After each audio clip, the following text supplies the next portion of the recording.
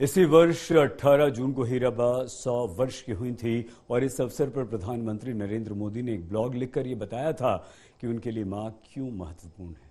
Blog में PM Modi ने अपनी मां की जीवन यात्रा का बेहद भावुक चित्रण किया था।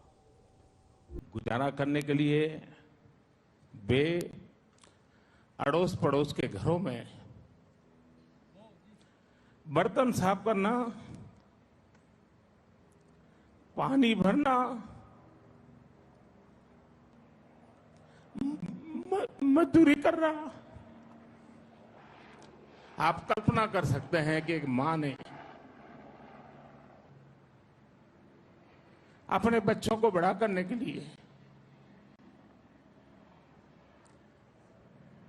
कितना कष्ट उठाया होगा। बचपन के संघर्षों ने मेरी मां को उम्र से बहुत पहले बड़ा कर दिया था। वो अपने परिवार में सबसे बड़ी थी और जब शादी हुई तो भी सबसे बड़ी बहू बनी। बचपन में जिस तरह से वो अपने घर में सभी की चिंता करती थी, सभी का ध्यान रखती थी, सारे कामकाज की जिम्मेदारी उठाती थी, वैसे ही जिम्मेदारियां उन्हें ससुराल में भी उठानी पड़ी। इन जिम्मेदारियों के बीच, इन परेशानियों के बीच मां हमेशा शांत मन से हर स्थिति में परिवार को संभालती रही।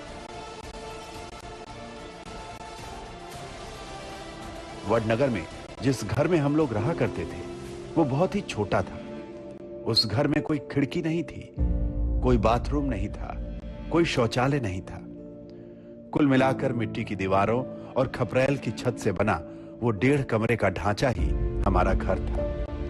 उसी में मां, पिताजी, हम सभी भाई बहन रहा करते थे। उस छोटे से घर में मां को खाना बनाने में कुछ सहूलियत रहे, इसलिए पिताजी ने घर में बांस की फट्टी और लकड़ी के पटरों की मदद से एक मचान जैसी बनवा दी थी।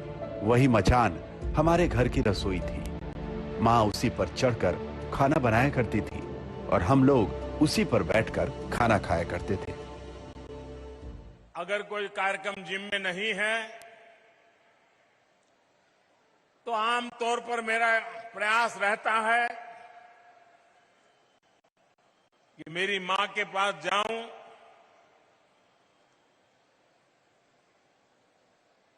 उनको चरण छू करके आशीर्वाद लूं। मां उस वक्त भी समय की उतनी ही पाबंद थी। उन्हें भी सुबह 4 बजे उठने की आदत थी। सुबह सुबह ही वो सारे काम निपटा लिया करती थी। गेहूं पीसना हो, बाजरा पीसना हो, चावल या दाल बीनना हो, सारे काम वो खुद करती थी। काम करते हुए मां अपने कुछ पसंदीदा भजन और प्रभातियां गुनगुनाया करती थी। नरसिंह मेहता जी का एक प्रसिद्ध भजन है, जल कमल छांडी जाने वाला स्वामी अमारो जागशी। वो उन्हें बहुत पसंद है। एक लोरी भी है, शिवाजीनु हालरडू, मां ये भी गुनगुनाया करती थी। घर चलाने के लिए 2-4 पैसे ज्यादा मिल जाएं, इसके लिए मां दूसरों के घर में बर्तन भी मांजा करती थी। समय निकालकर चरखा भी चलाया करती थी, क्योंकि उससे भी कुछ पैसे जुट जाते थे।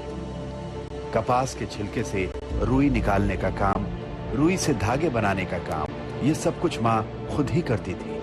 उन्हें डर रहता था कि कपास के छिलकों के कांटे हमें ना चुभ जाएं।